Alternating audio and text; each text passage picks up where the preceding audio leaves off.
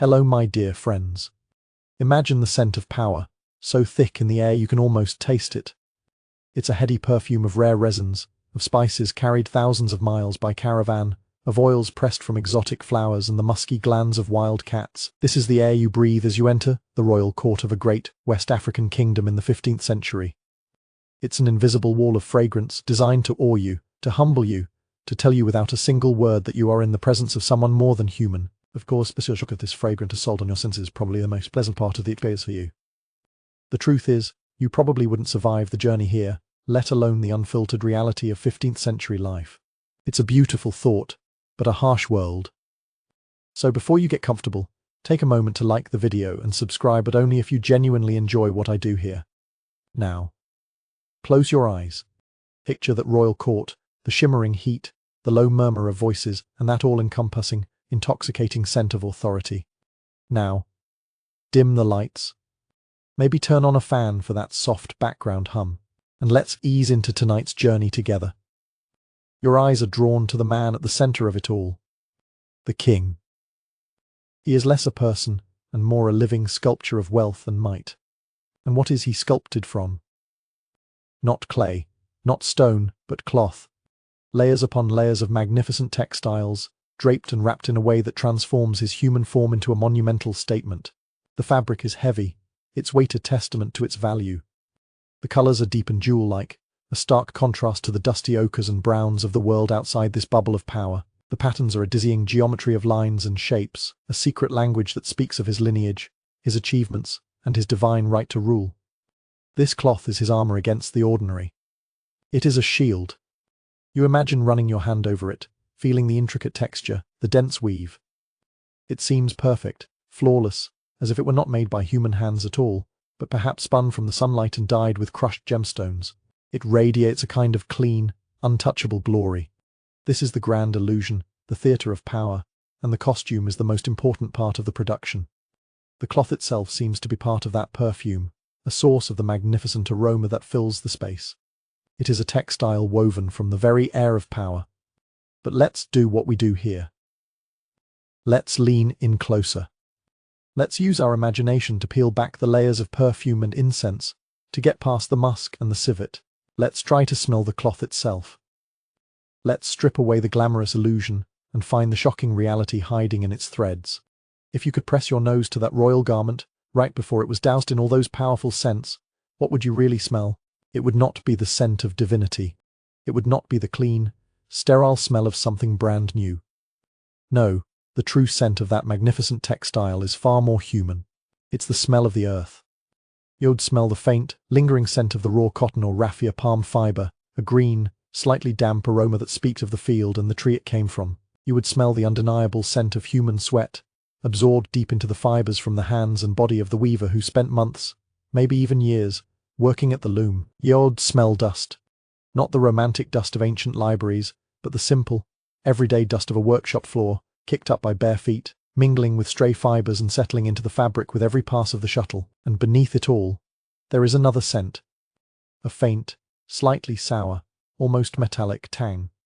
It's the ghost of the dye. The ghost of the mordant, the chemical used to bite into the fibers and lock the color in place. It might be the smell of wood smoke from the fires that kept the dye vats simmering for days on end. It is the complex, layered, organic perfume of creation.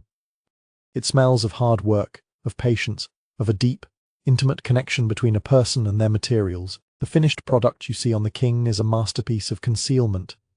Its purpose is to erase every trace of its humble, smelly, sweaty origins. And why? Why this great effort to create a sensory lie?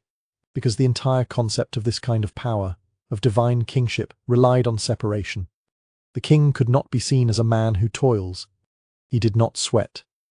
He did not get his hands dirty. His authority was meant to seem effortless, God-given, innate.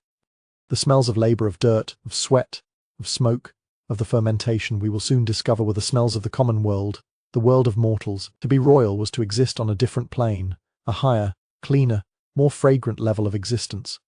The textile was the canvas for this illusion. Its visual beauty declared his wealth, but its manufactured scent declared his divinity. It was a calculated act of political theatre. Every time he draped that cloth around his shoulders, he was reinforcing the idea that he was fundamentally different from everyone else. He was not of the earth, even if his clothes most certainly were. The pungent, earthy reality of the textiles creation had to be silenced, buried under a more powerful, more acceptable aroma. It was a matter of state. The entire process was a journey from the raw and visceral to the refined and untouchable. From a plant in a field to a symbol on a throne. But the memory of that journey is woven into the very threads. You just have to know how to look for it, how to imagine it.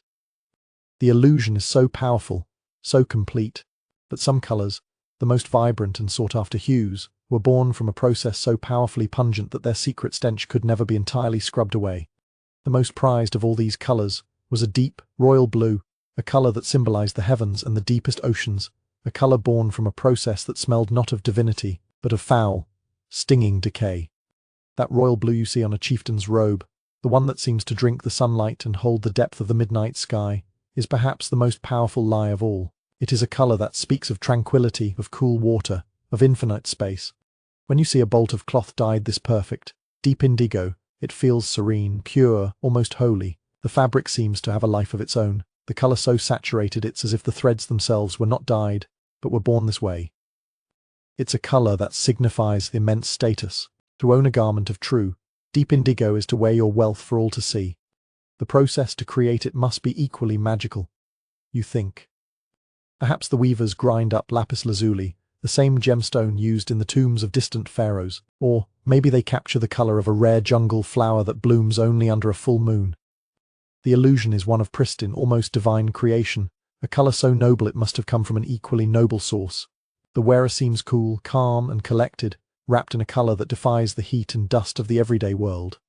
Now, let's leave the perfumed court and take a walk to the dyer's quarter. Follow your nose. Actually, you don't have a choice. The smell will find you long before you find its source. It's a sharp, stinging, eye-watering stench that cuts through the aromas of cooking fires and dusty streets. It's the powerful, acrid reek of ammonia. It's the smell of decay. As you get closer, it becomes overwhelming, the smell of a badly kept stable mixed with something else, something sour and vegetal. You've arrived at the source of that heavenly blue, a series of large clay pots, some as big as bathtubs, sunk into the earth. They are the indigo vats, and they are bubbling with a foul, frothing, greenish-brown liquid.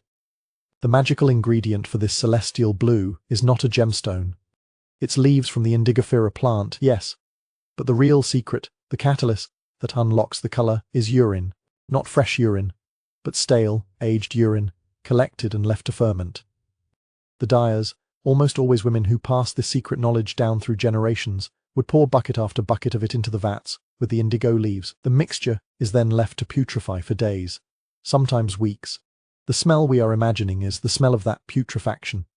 The dyers would work in the stench all day long, their hands and arms permanently stained a ghostly blue-black. They would dip the plain white cloth into this stinking, frothy brew. And when they pulled it out, it wouldn't be blue.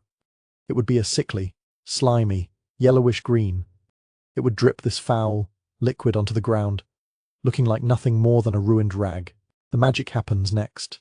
As the air, the oxygen, hits the cloth, the color begins to transform before your eyes. The yellow-green slowly, miraculously, deepens into that rich, coveted blue. It is a moment of pure alchemy. From the most fetid, foul-smelling process comes the most beautiful and desired color. But why, you ask? This disgusting method? Mayure. This wasn't a ritual or a superstition. It was sophisticated, practical chemistry. The dyers of the 15th century understood something fundamental. For the indigo color molecule to stick to the cloth fibers, it had to be made soluble in water. In its natural state, it isn't. The process of fermentation in an alkaline environment is what achieves this. The ammonia in the aging urine created the perfect alkaline solution to trigger this chemical change. The stench wasn't just a byproduct. It was the smell of success. It was the sign that the chemistry was working. These women were not just dyers. They were masters of applied biochemistry. They knew how to feed their vats, adding more leaves, more urine, judging the health of the brew by its color, its froth and, yes, its potent smell. The more pungent the workshop, the more successful the dyer, and the richer the blue she could produce. The foulness of the process was directly proportional to the beauty of the result. The king's robe might be perfumed to hide its origins, but the wealth it represented was generated in a place that reeked of human waste and decay. The illusion of purity was built upon a foundation of controlled rot. That deep blue told a story of cosmic power and heavenly calm, but its true story was one of earthy chemistry and a stomach-turning stench. The cloth that cooled the eyes of the court was born in a fire of putrefaction. And just as this blue dye was extracted from humble leaves through a shocking process, other materials, like the very threads themselves, held their own secrets of pain and prestige. The most glorious of all fabrics, a cloth that looked like woven gold, carried a weight far heavier than its own threads. Section 3. Imagine now a different kind of king, the Asantine, the ruler of the Ashanti Empire. He appears before his people not just as a man in fine clothes, but as a living embodiment of the sun. He is a cascade of gold. Not just the heavy gold jewelry on his arms, his ankles, his neck, but the cloth he wears. It's a textile so breathtaking it seems impossible. It is a river of intricate, colourful, geometric patterns that seem to shift and dance in the light. This is Kent cloth. The name itself is said to mean basked, a humble nod to its woven nature, but there is nothing humble about it.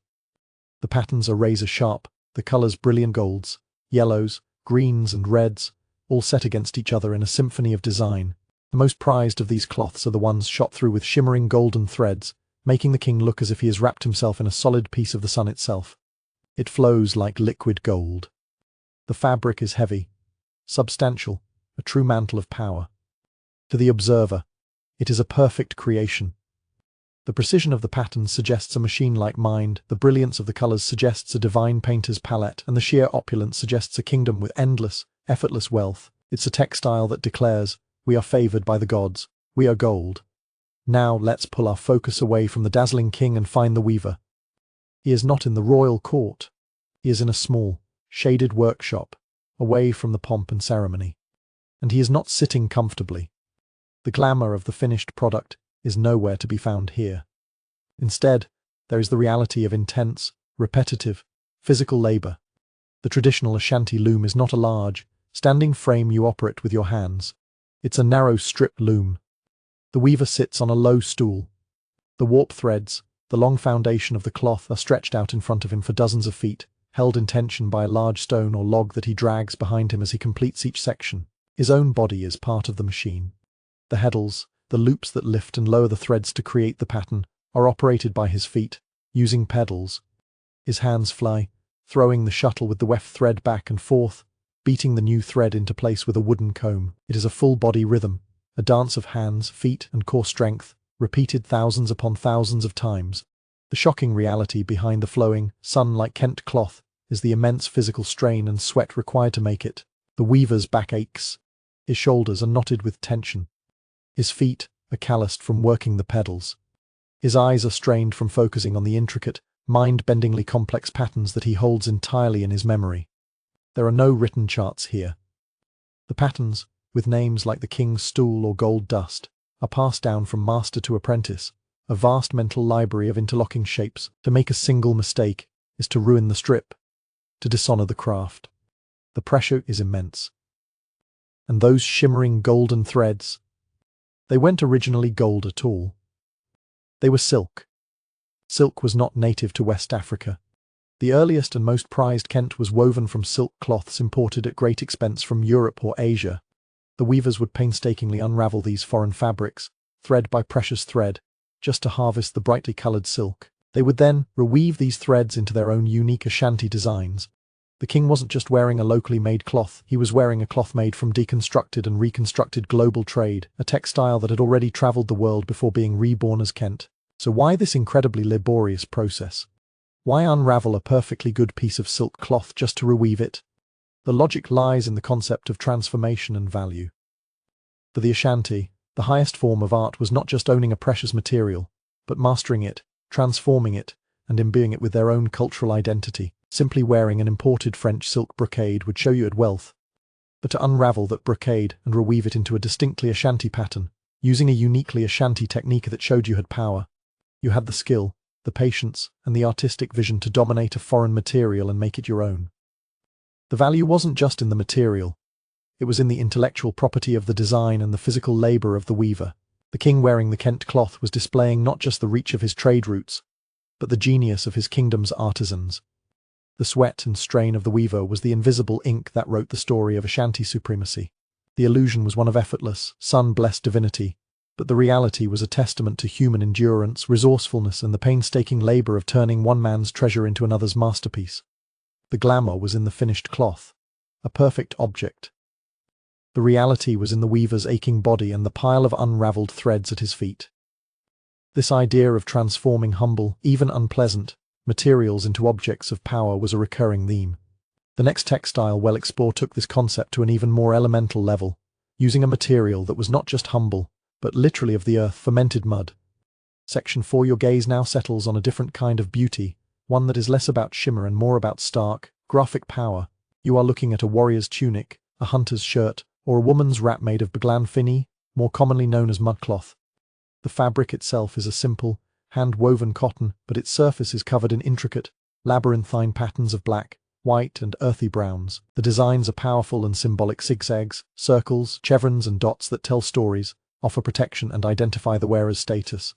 The cloth feels ancient, elemental, as if the patterns weren't applied to it, but grew from the fabric itself. It has a sophisticated, almost modern art aesthetic. You see a piece like this in a museum, and it seems pristine, a masterpiece of monochrome design. The black is a deep, matte, absolute black. The white is a clean, stark contrast. The illusion is one of deliberate, clean, artistic control, a textile that speaks of a deep connection to the earth in a pure and symbolic way. It looks like it was drawn with a master calligrapher's ink. But now, let's go back to the source. Let's find the artist who created this masterpiece. She is likely a woman, and the process you are about to witness is a closely guarded secret, passed from mother to daughter. Her ink is not ink at all. It is mud. But not just any mud.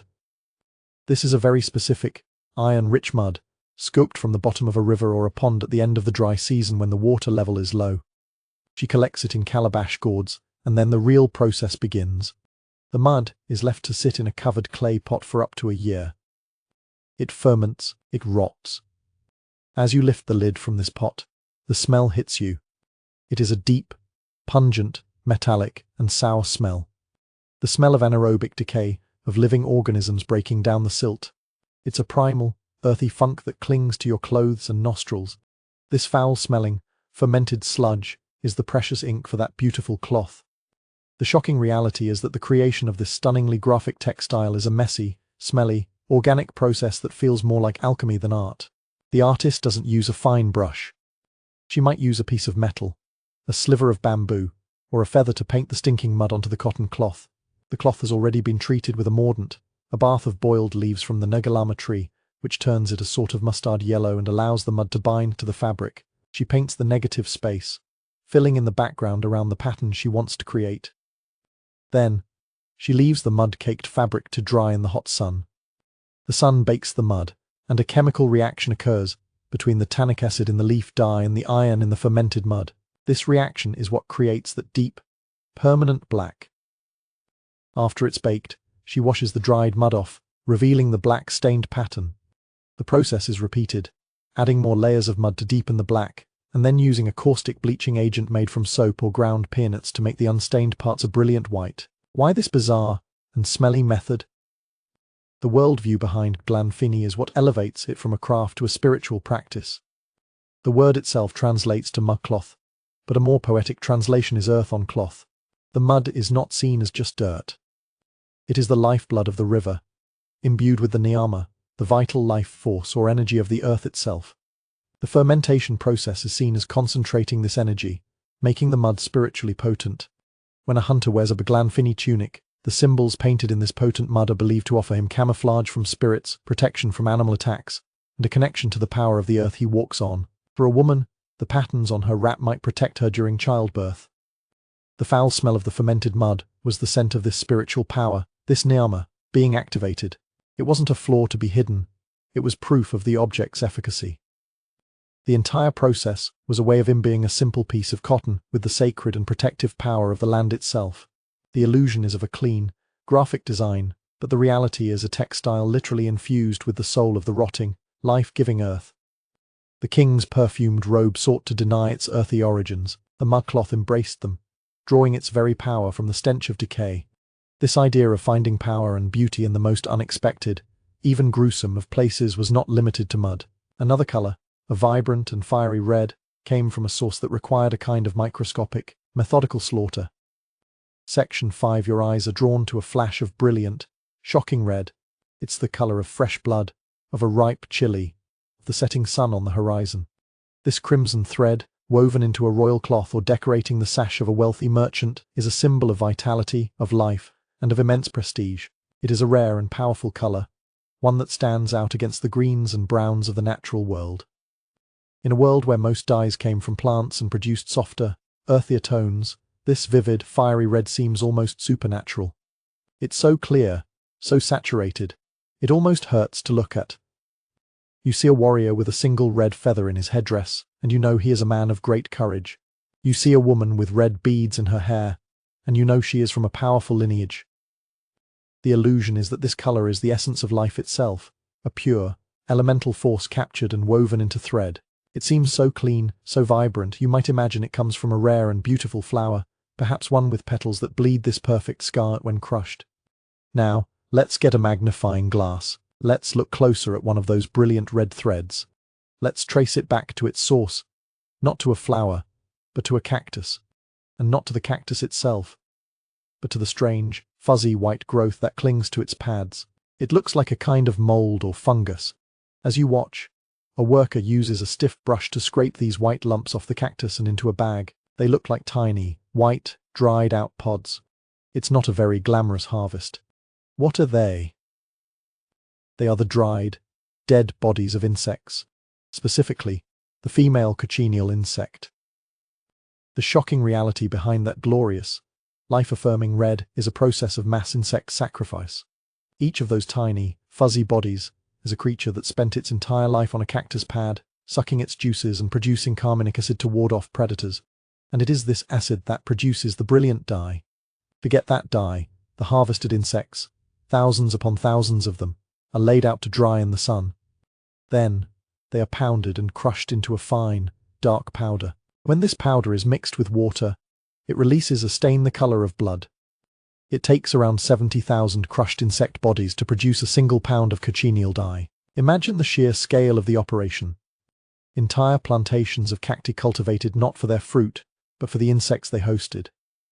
Armies of workers meticulously harvesting, drying, and pulverizing these tiny creatures. The beautiful red thread that looks so pure and vibrant is, in fact, the concentrated essence of countless dead bugs. If you could get close enough to the dyeing process, the smell wouldn't be foul like the indigo vats, but it would be dusty, the slightly acrid, dusty smell of all those crushed exoskeletons. So why go to all this trouble? Why base a major industry on a tiny insect? Because the color was simply unmatched. Plant-based reds, like those from the madder root, were common, but they often produced a more rust-colored or orangish hue. The carminic acid from the cochineal insect produced a true, stable, and incredibly potent crimson that was unrivaled in its brilliance. It was a luxury good. Cochineal dye was so valuable that in some parts of the world, like in the Spanish Americas where it was cultivated on a massive scale, the dried insects were traded like silver or gold. A bolt of cloth dyed with cochineal was not just a piece of clothing, it was a statement of incredible wealth. It showed that you had access to the most expensive, most sought-after, most exotic materials available on the global market. The red was not just the color of life, it was the color of money.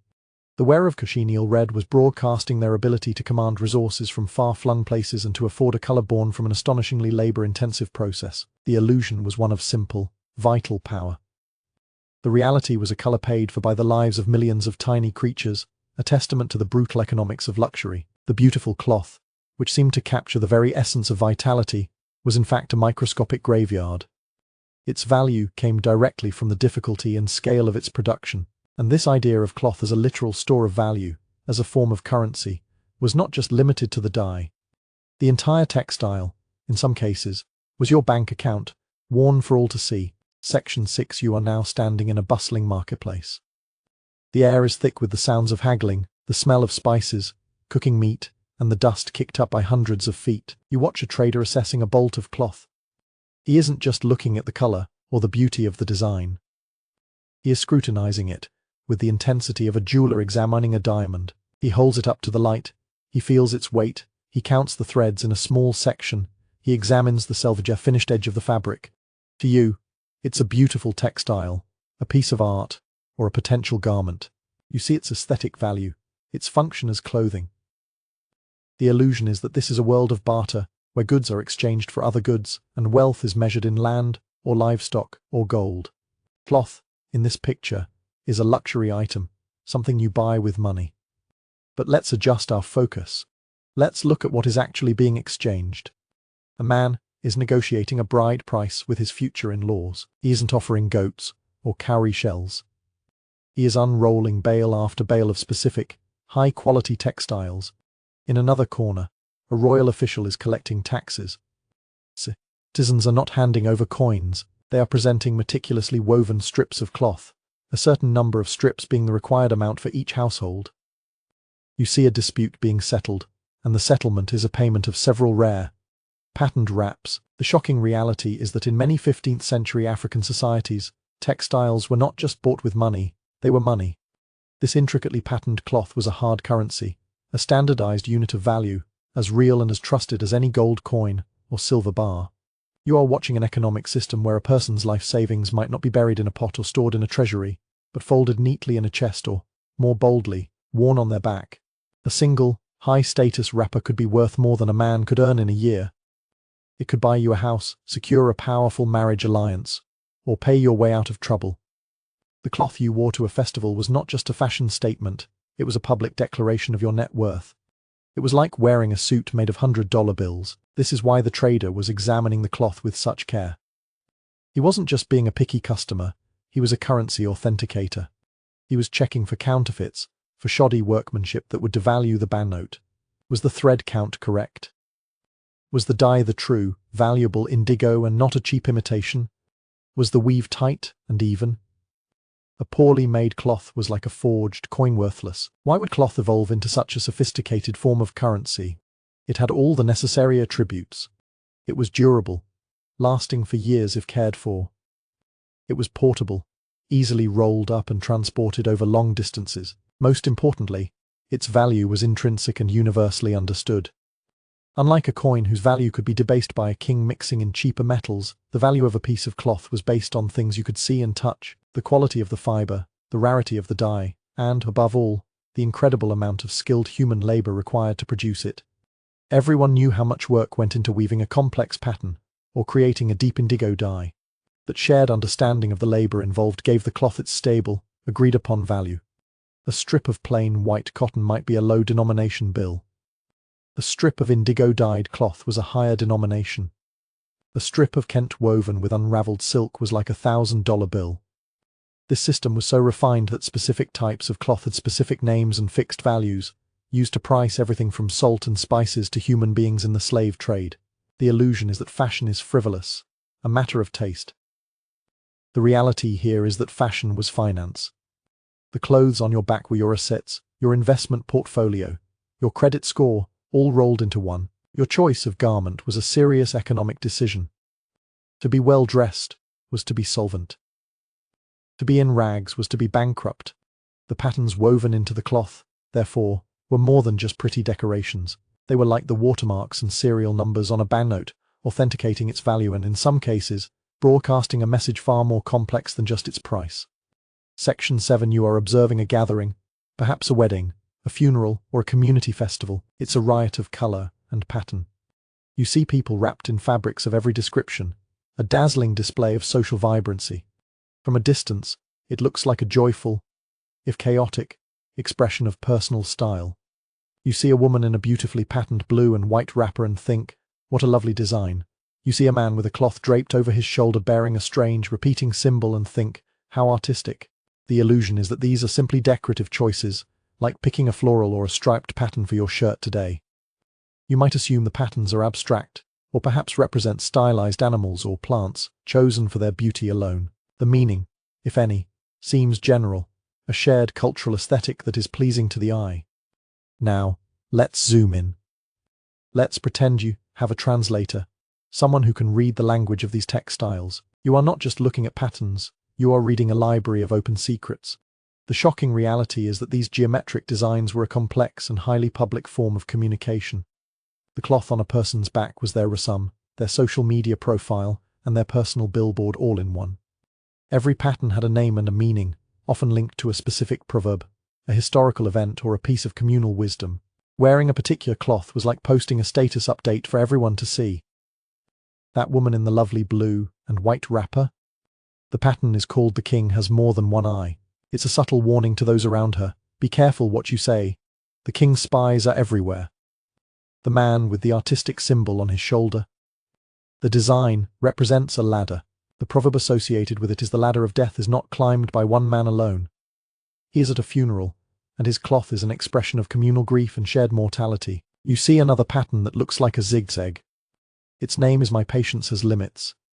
The person wearing it is publicly declaring that they have been pushed too far by a neighbor or a rival. It's a direct, non-verbal, and very serious warning. Someone else wears a cloth with a pattern that mimics the back of a tortoise. It means, "If I had known, I would not have come," a public expression of regret or a declaration of being tricked into a bad situation. Why turn clothing into a vehicle for such specific and often confrontational messages? In many of these societies, direct confrontation was frowned upon. It could disrupt the delicate social harmony. Proverbs, and by extension the cloths that represented them, were a socially acceptable way to say difficult things indirectly. You weren't insulting your rival to their face, you were simply wearing a piece of traditional wisdom that everyone understood was aimed at them. It was a form of plausible deniability. Who, me? I'm not saying you're a liar. I just happen to like this pattern called the liar's cloth. Furthermore, this visual language reinforced social structures. Certain patterns were reserved for royalty, broadcasting their lineage and divine right.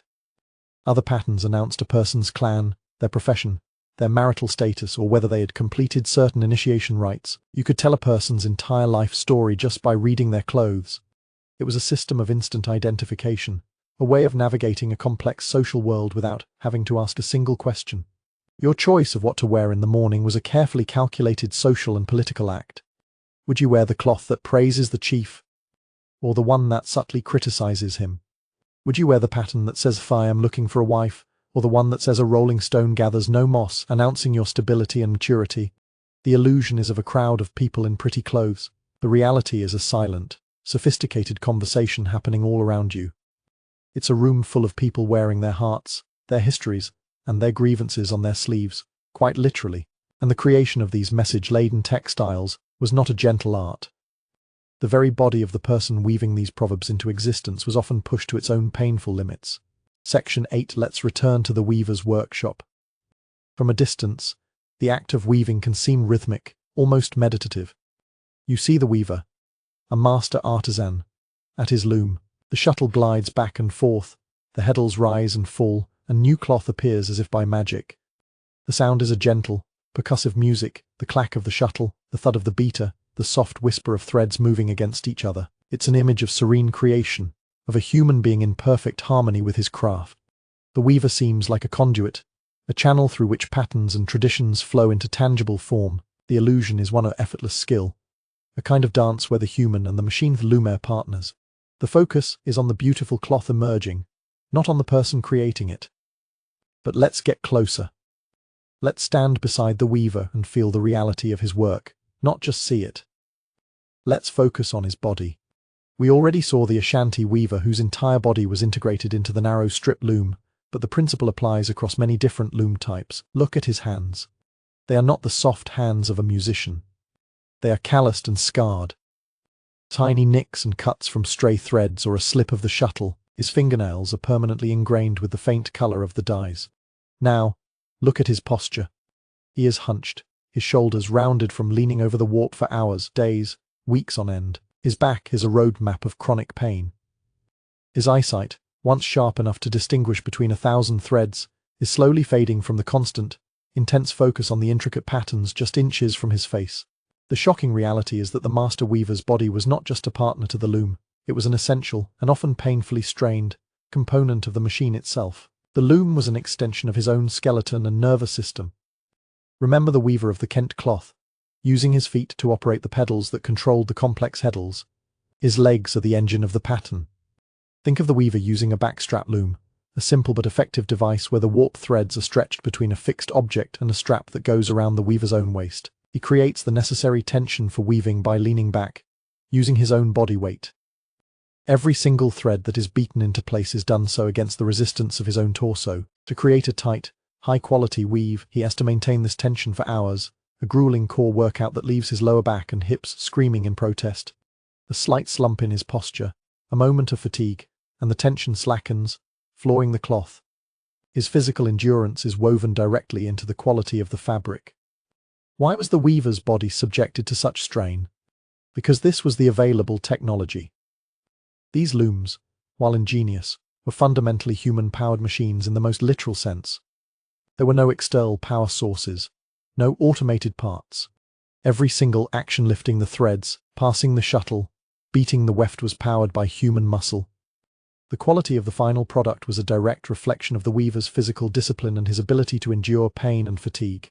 A master weaver wasn't just someone who knew the patterns, he was someone who had conditioned his body to become a reliable, high-precision piece of living machinery. The physical agony was the price of perfection. The worldview was one where the spirit of the weaver, his skill and his pain, were believed to be literally woven into the cloth. A textile made by a master was thought to contain a part of his essence, his nama, making it more valuable and powerful. The serene, rhythmic illusion of the weaver at work hides a reality of chronic pain, repetitive strain injuries, and a body slowly sacrificed for the sake of the art. The beautiful, geometric proverb being woven into the cloth is born from a silent monologue of physical discomfort. The weaver's strained back and aching hands are the invisible ink that writes the message. This intimate, and often damaging, relationship with the materials wasn't limited to the physical act of weaving.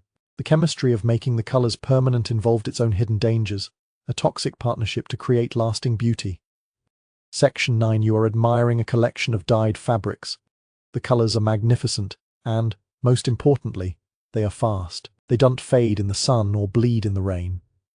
A rich red stays red. A deep blue stays blue. This color fastness is the hallmark of a master dyer.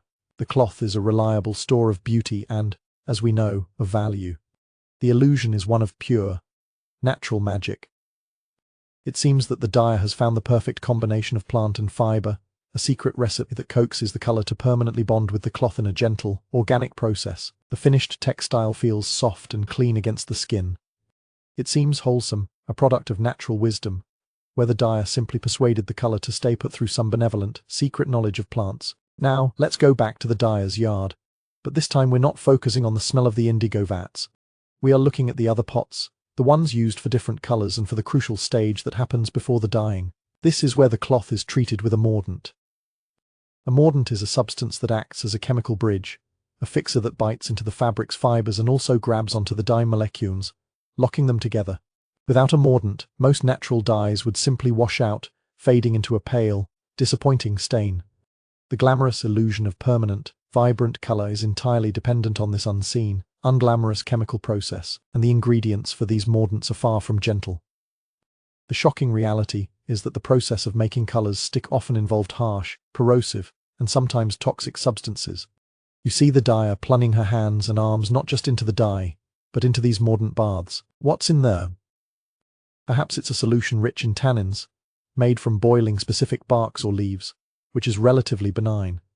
But for other effects, the mordants were more aggressive. A common mordant was alum, a metallic salt, often mined from the earth or even extracted from clay. It was effective, but it was still a harsh metallic chemical that could dry out and irritate the skin over time. For other colors and effects, the mordants were even more potent. You might find a vat containing iron-rich water. Remember the fermented mud? Which was essentially a rust solution used to sadden or darken colors. The dyers might use lye, a powerful alkali created from wood ash, which was caustic enough to burn the skin if not handled with extreme care. The permanent stain on the dyer's hands wasn't just from the dye, it was a chemical tattoo from the mordant that had etched its way into her skin. Why use such dangerous materials? It was, once again, a matter of advanced, practical chemistry. These 15th century artisans were masters of manipulating chemical reactions. They knew that different mordants didn't just fix the color, they could change it. The same dye, from the same plant, could produce a range of different colors depending on the mordant used. A dye that produced yellow with an alum mordant might produce a grayish-green with an iron mordant. This was their chemical toolkit. It allowed them to create a much wider palette of colors than would otherwise be possible. The risk was part of the trade. The corrosive nature of the mordant was precisely what made it effective. It had to be aggressive enough to open up the fibers of the cotton or wool to receive the dye. The dyers understood the trade-off. To create a beautiful, permanent color that would fetch a high price, they had to work with dangerous substances. Their accumulated knowledge was about how to control these reactions, how to get the desired result without being seriously harmed, and how to use one substance to counteract another. The health of their own bodies was a secondary concern to the permanence and beauty of the cloth. The soft, beautiful fabric that feels so gentle against a queen's skin was born from a chemical bath that could chap, burn, and permanently stain the hands of its creator. The illusion of a natural, gentle process hides a reality of applied, and often hazardous, chemistry. The beauty was not coaxed, it was forced, chemically bound to the cloth with a mordant's bite. This reliance on external materials wasn't just chemical. The very threads themselves often came from much farther away than anyone imagined, complicating the idea of a purely native textile. Section 10. Let's stand back and admire the rich tapestry of West African textiles. You see the Kent, the Adaya, the Biglanfini. They feel deeply, authentically local. They are the products of a specific place, a specific culture, a specific artistic tradition. The patterns tell local stories, the dyes come from local plants, and the weaving techniques have been passed down for generations within the community. The glamorous illusion is one of cultural purity, of self-contained artistic worlds. You see a beautiful textile, and think of it as a pure expression of Ashanti, or Yoruba, or Bamana identity. It is a symbol of a people's unique genius, sprung wholly from their own environment and traditions. The cloth seems to say, this is who we are.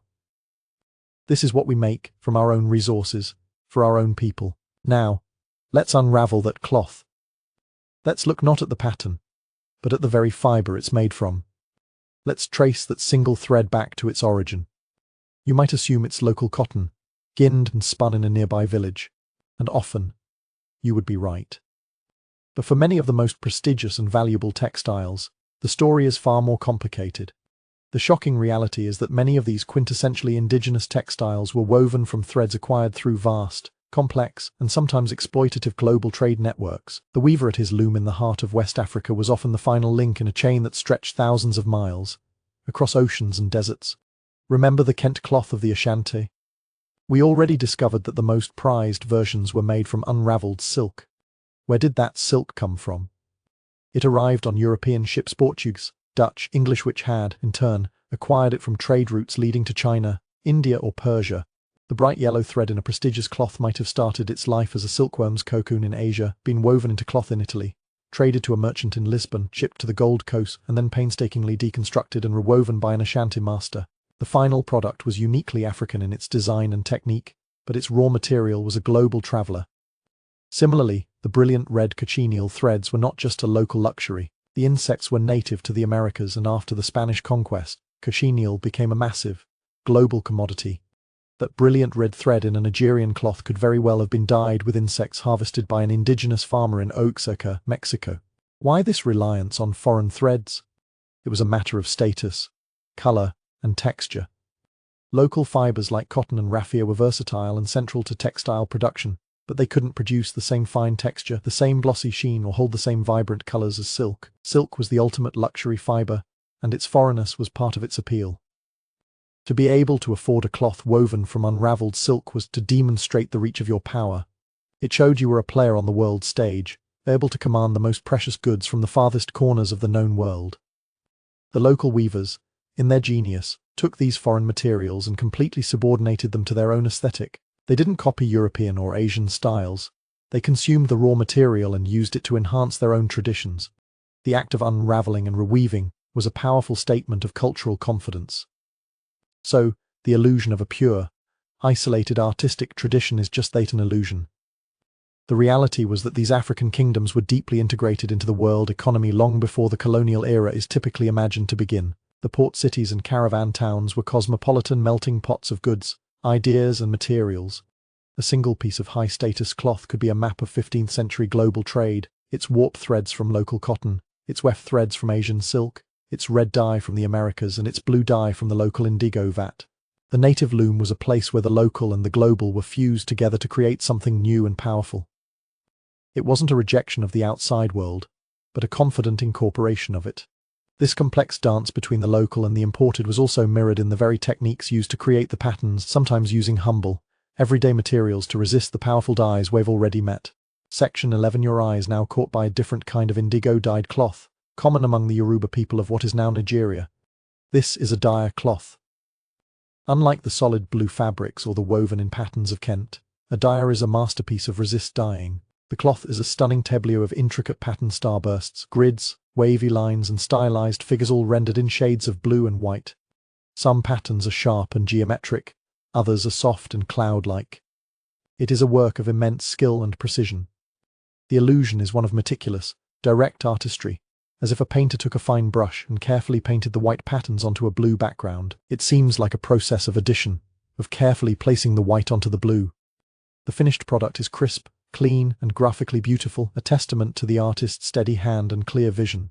But the reality of its creation is, once again, far messier and more ingenious than it appears. Let's find the woman who makes this cloth, because this too was almost exclusively women's work. You won't find her with a paintbrush. You'll find her with a pot of thick, lumpy, brownish paste. This is the resist.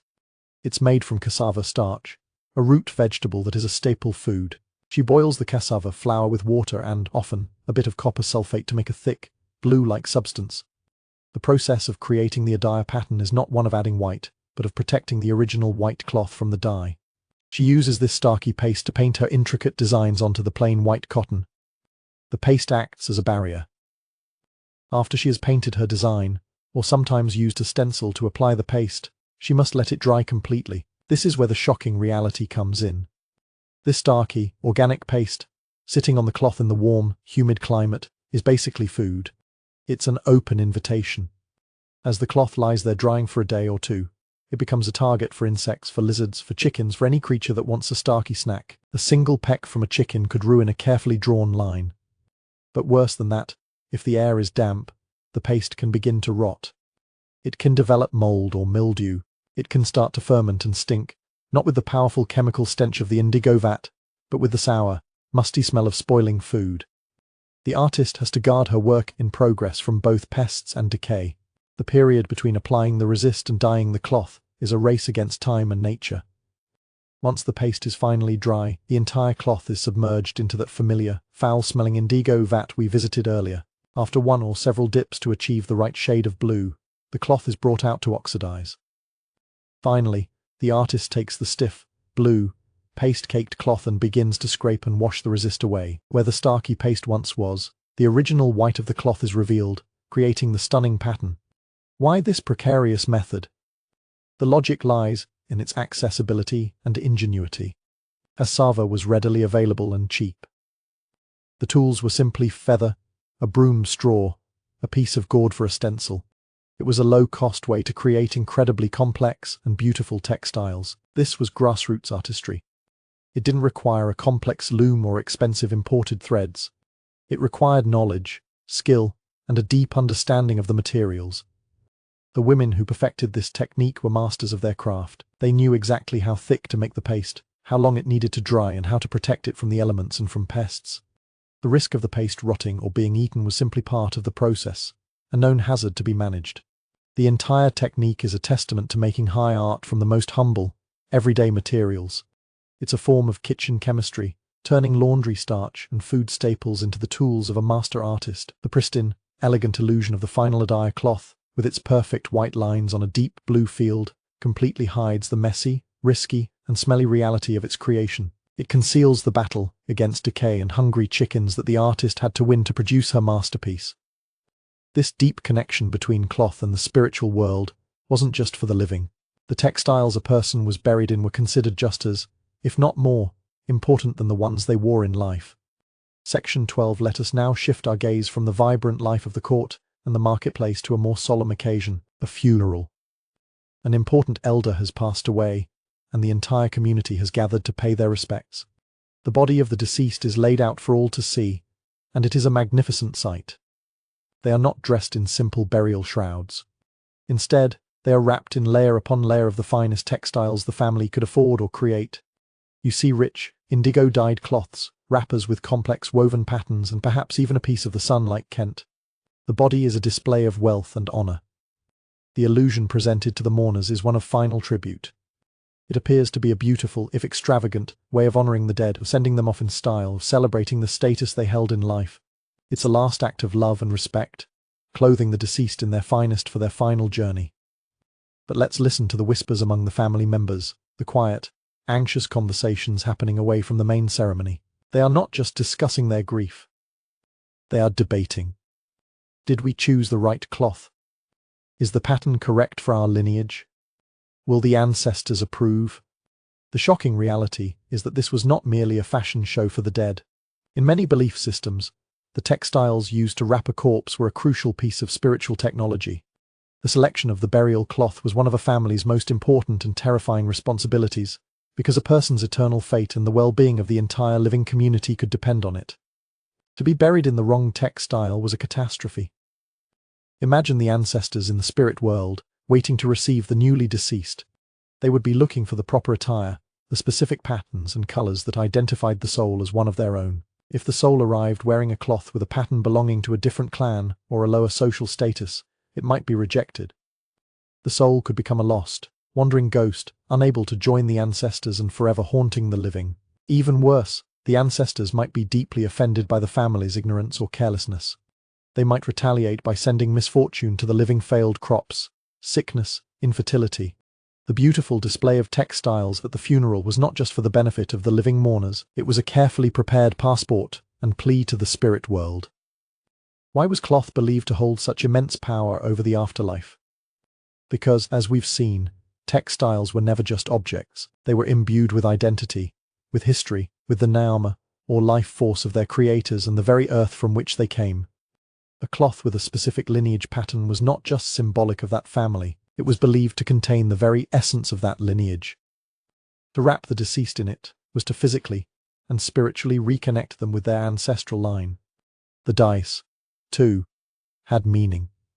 The cloth dyed with powerful indigo might be seen as offering spiritual protection on the dangerous journey to the other side. A cloth with red might be meant to give the soul vitality for its new existence. Every fold, every pattern, every color was a carefully coded message to the gods and the ancestors. This is why families would bankrupt themselves to acquire the correct burial cloths. It was not an act of vanity, but a critical investment in their own spiritual security. Sometimes, a person would spend their entire life saving up or weaving the specific textiles they would need for their own funeral, storing them away in a special chest. The glamorous illusion of a body laid out in honor is, in reality, a scene of profound spiritual anxiety. The family's grief is mingled with a deep-seated fear of getting it wrong. The beautiful textiles are not a final comfort, but a high-stakes offering, a spiritual key designed to unlock the gates of the ancestral realm. The fate of a soul, and the luck of a family, could hang by a single, perfectly chosen thread. If wearing the right pattern in death was this important, wearing the wrong one in life could have even more immediate and brutal consequences. Section 13. Let's return to the royal court, a place shimmering with power and prestige. You see the king, the queen, and their highest-ranking nobles, all adorned in the most spectacular textiles imaginable. There are patterns you see nowhere else in the kingdom, specific combinations of colors and motifs that are breathtaking in their beauty and complexity. The illusion is one of creative freedom and immense good taste. You might assume that these royal individuals simply have access to the very best weavers and can commission any design that pleases their eye. Their stunning attire seems to be a natural expression of their elevated status, a sign that they can afford the pinnacle of artistic creation. It looks like the ultimate fashion runway, where the elite showcase their personal style and wealth. Now, look beyond the royal enclosure to the crowds of commoners watching a procession. They are also wearing beautiful, colorful, patterned cloth. But you start to notice something. There are certain patterns, certain colors, that you only see on the royals. Not a single person in the crowd dares to wear them. A merchant, wealthier than some of the nobles, is wearing an expensive cloth, but it is not the same pattern as the king's. A skilled weaver, who might have even created the king's cloth, is wearing a much simpler design. The shocking reality is that this was not a matter of taste or even affordability. This was a matter of law, often unwritten but brutally enforced. These were sumptuary laws, and they made fashion a potential life or death matter. To wear a pattern or a colour reserved for the king or the royal family was not a fashion faux pas, it was an act of treason. It was seen as a direct challenge to the king's authority, a claim to power you did not possess. The punishment could be swift and severe. You might be stripped of your wealth, publicly humiliated, exiled, or in some cases even executed. That exclusive pattern on the king's Kent cloth was not just exclusive, it was a legally protected copyright, and the patent was held by the throne. If a commoner was found weaving it for anyone other than the king, they could face dire consequences. If a wealthy trader imported a foreign cloth that too closely resembled a royal pattern, it might be confiscated and he could be punished. Why was this control over patterns so absolute and so violently enforced? The logic goes back to the core concept of power and identity. In a society where cloth was a primary language for communicating status, the clarity of that language had to be protected at all costs. If anyone with enough money could wear the king's pattern, then the pattern would lose its meaning. It would be like if anyone could print their own currency, the entire economic and social system would collapse. The king's power was not just military or political, it was symbolic, embodied in the things only he could own and display. The royal patterns were visual manifestations of his unique connection to the gods and ancestors. To copy them was a form of blasphemy. These laws were a way of maintaining a rigid social hierarchy. They made status instantly visible and undeniable. You knew exactly where you stood in the social order just by looking at the clothes people were wearing. There was no ambiguity. It was a visual census, a constant, silent reinforcement of who was in charge. So, the beautiful royal textiles were not just garments, they were instruments of state control. They were a uniform, a badge of office that could not be counterfeited. The illusion of a vibrant fashion scene hides a rigid, hierarchical system where your clothing choices were strictly policed. The desire to look good, to express yourself through your attire, was always secondary to the need to maintain the political order. Stepping out of your sartorial lane was a dangerous political statement. The very idea of personal style as we know it was a privilege reserved for the very top, and even then, it was constrained by tradition. This fragile system, built on the unique value of handcrafted, message-laden cloth, was about to face a threat from an entirely new direction, a threat that came not from a rebellious weaver, but from the industrial looms of a distant continent. Section 14. Let's revisit the bustling marketplace, a place we've come to know. It's alive with the vibrant colours of locally woven and dyed textiles. You see the deep indigos of a dyer, the earthy tones of Beglanfinny, the rich strips of Kent being traded. Each cloth tells a story. Each cloth has a soul.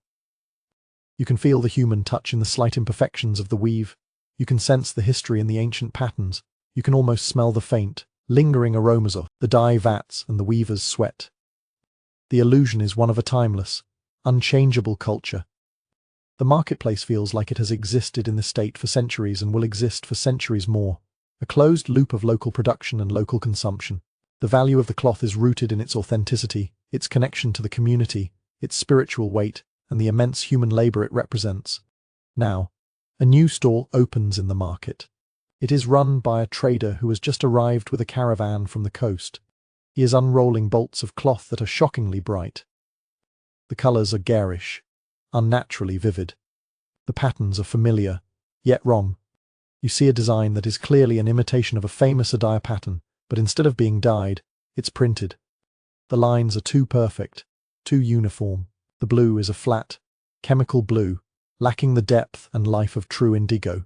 He is selling a cloth that mimics a well-known Kent design, but it's a single, wide piece of cheap cotton. Not meticulously woven strips, the patterns are printed on the surface, not woven into the fabric's structure. And most shocking of all is the price. He is selling these cloths for a fraction of the cost of the real thing.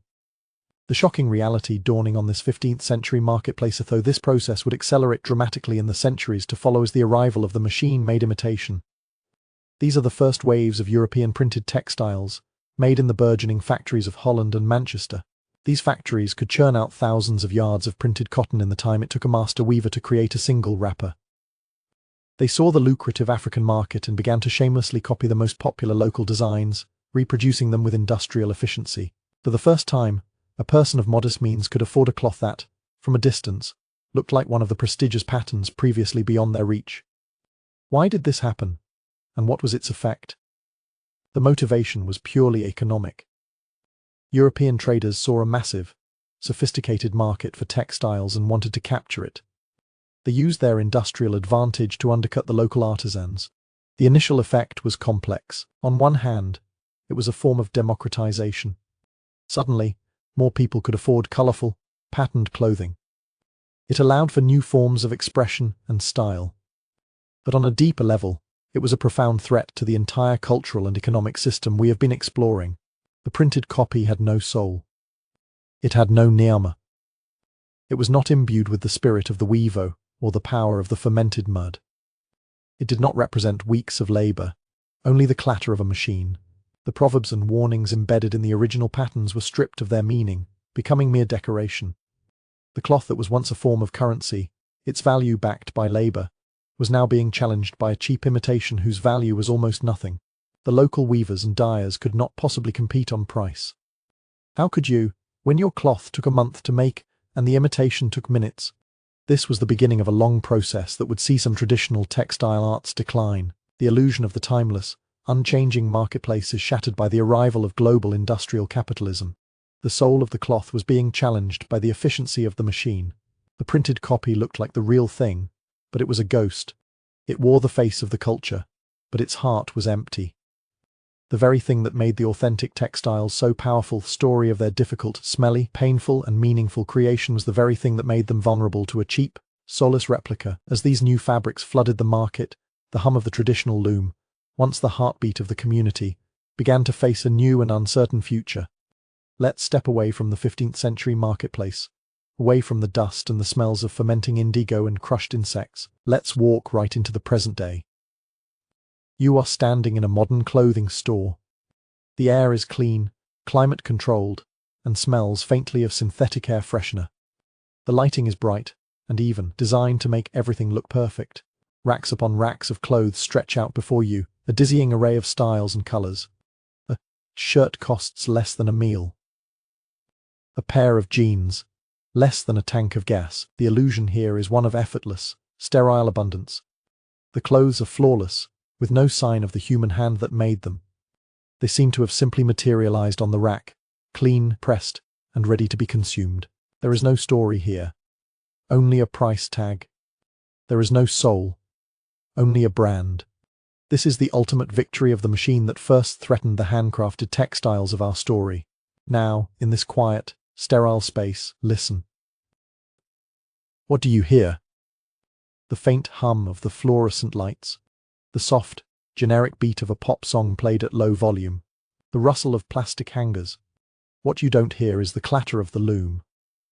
You don't hear the weaver's rhythmic chant as he memorizes a pattern. You don't hear the gossip and laughter of the women at the dye pits. The shocking reality of our modern fashion world is its silence. It is a profound, deafening silence where the human story of creation has been almost entirely erased. The garment you hold in your hand may have been stitched by someone on the other side of the world, their own body aching, their own life story as complex as any 15th century weavers, but the cloth itself is mute. It carries no proverb, no warning, no spiritual weight. Its disposability is a new kind of gross-out factor spiritual emptiness that we have learned to accept as normal. But is the loom truly silent? Or has its hum just changed frequency? Let's look closer. The ghost of that old world is still here, hiding in plain sight. Remember those cheap, European printed imitations that began to flood the markets, those Dutch wax prints, or Ankara as they are now widely known. For generations, they have been a staple of West African fashion. And a funny thing happened.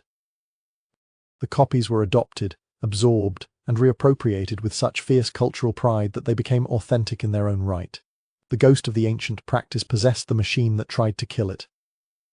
People began giving these new printed patterns their own names, their own proverbs. The cell phone pattern, Michael Obama's handbag pattern. The tradition of using cloth to comment on the modern world continues, simply using a new medium. The spirit of imbuing cloth with meaning was too strong to be stamped out. Why does this spirit endure? Because the need to tell our stories, to wear our identities, is a fundamental human impulse. The loom is a metaphor for connection, the linking of individual threads to create a strong, beautiful whole. Even in our world of fast fashion, we see the ghost of that impulse everywhere. We hunt for vintage clothes that have a history. We cherish a quilt knitted by a grandmother. We pay a premium for something handcrafted, subconsciously trying to buy back a piece of that lost nyama, that soul. The desire for authenticity is the faint, ghostly hum of a silent loom, reminding us that clothing can be more than just a covering. It can be a language, a currency, a memory, and a shield. The spirit of that 15th century weaver, with his aching back and his library of patterns, is not gone. He is there in the impulse to choose an outfit that makes you feel powerful. He is there in the desire to wear a color that brings you joy.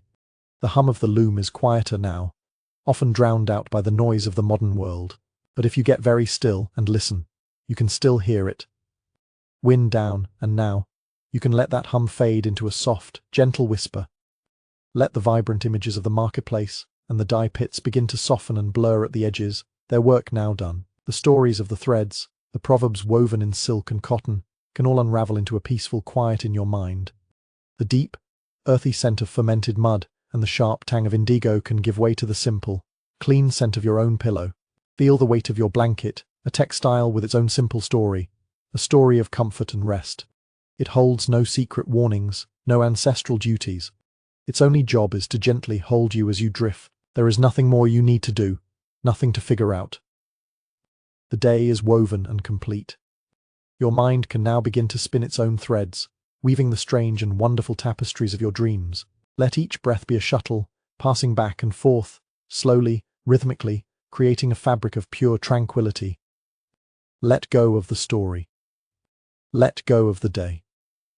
Ease into the soft, deep darkness, that final, comfortable color at the end of the spectrum. Just rest now. Just ease into sleep. End of script. Sweet dreams.